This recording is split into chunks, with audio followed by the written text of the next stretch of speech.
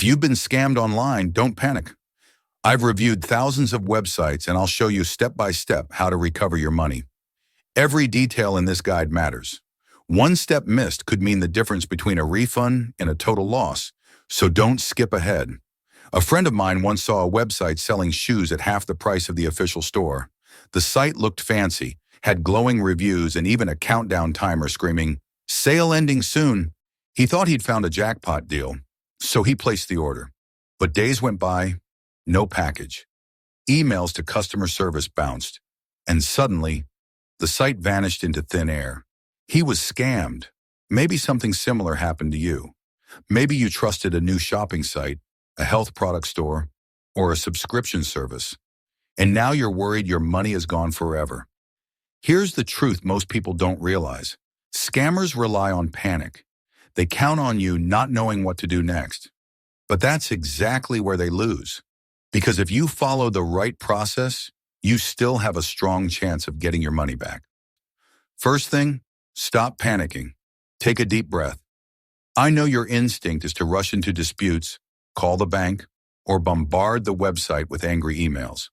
But before you do any of that, collect proof. Take screenshots of the website, your order confirmation, your payment receipt, emails or chats. Anything that shows you actually made that payment. If the website offered any tracking info, save that too, even if it looks fake. It all adds to your case. Why?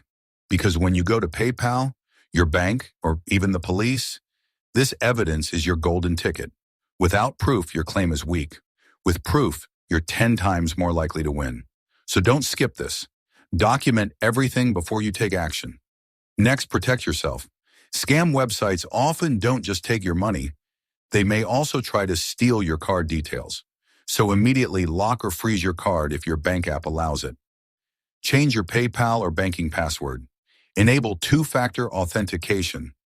This step isn't about getting your money back. It's about making sure you don't lose even more tomorrow. Think of it as closing the door after a break-in, not just trying to recover the stolen items. Only after securing your account, move to the recovery steps. Over the years, I've noticed one pattern. Most people get scammed because they're hunting for good deals, discounts, or new stores. And because the websites look professional, they trust them. If you pay through PayPal, you're in luck. Log in, find your transaction, and open a dispute. Mark it as item not received or fraudulent transaction. Be detailed. Upload your screenshots, order numbers, and explain exactly what happened. Don't just say, "I didn't get my order." Be clear. This website disappeared, no contact, product never delivered. PayPal has a very efficient system. They sometimes even reach out to the seller themselves. And in most cases, within 10 to 15 days, your refund appears straight back into your account. It's one of the fastest ways to recover your money online. If you used a credit card, your weapon is called a chargeback.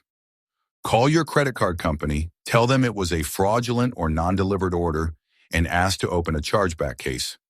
Your bank will reverse the transaction, pull the money from the scammer's account, and credit it back to you. Credit cards are one of the safest payment methods online because of this protection. But again, only if you act quickly and provide proof. Keep in mind that some banks may ask follow-up questions, so be patient and polite. It actually helps your case. Debit card users often feel helpless, but you still have options. Call your bank and ask to dispute the charge. Some banks call it a fraud claim or a transaction dispute. While debit doesn't have as strong protections as credit cards, many banks still side with customers if you act fast and show proof. The sooner you file, the better your chances. And remember, always note the reference number of your dispute call. It helps track progress. Even after you file disputes, don't stop there. File an official complaint. Report the scam site to your country's cybercrime portal. If you're in the US, that's the FTC. In the UK, Action Fraud. In India, the cybercrime portal. Why? Because when authorities get multiple reports, they start blocking these scam websites and freezing their accounts. Your complaint helps protect not just you, but thousands of other people who might fall into the same trap.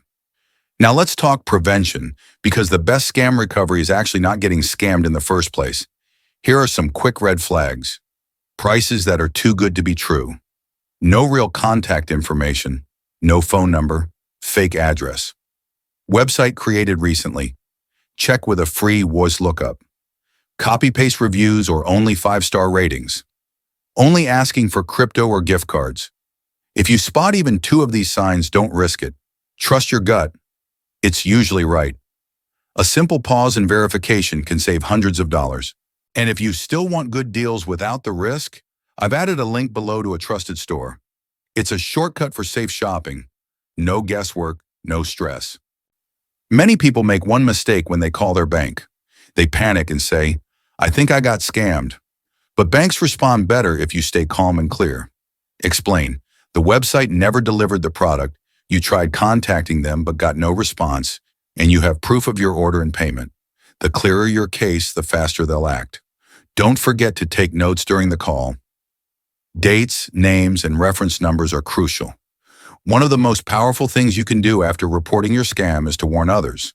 Leave reviews on Trustpilot, Reddit, or scam reporting sites. Share your experience on social media. When scammers lose their reputation, they lose their power. You're not just helping yourself recover, you're saving hundreds of other people from making the same mistake. Sometimes a single post online can prevent dozens of victims. So now you know exactly what to do. Collect all the proof you can find. Screenshots, receipts, emails, anything that shows your transaction clearly. Secure your accounts immediately to prevent any further loss.